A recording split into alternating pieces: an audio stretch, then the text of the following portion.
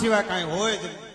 આનંદ કે આનંદમાં રહેશું, એ ભાઈઓ બધા ભેળા રહેશું, તરવેડા ઓરતા રહેશું. બાપ હમણાં જે આવી ને ચકલીના રૂપમાં, એની વાત છે, એની મજા છે. શું કીએ ખબર છે? એમ નવગણ કીએ માતાજી હું આયલો છે દિશી તું ઓ તે દી મને યાદો દરિયો પા હવે તો ભગવતી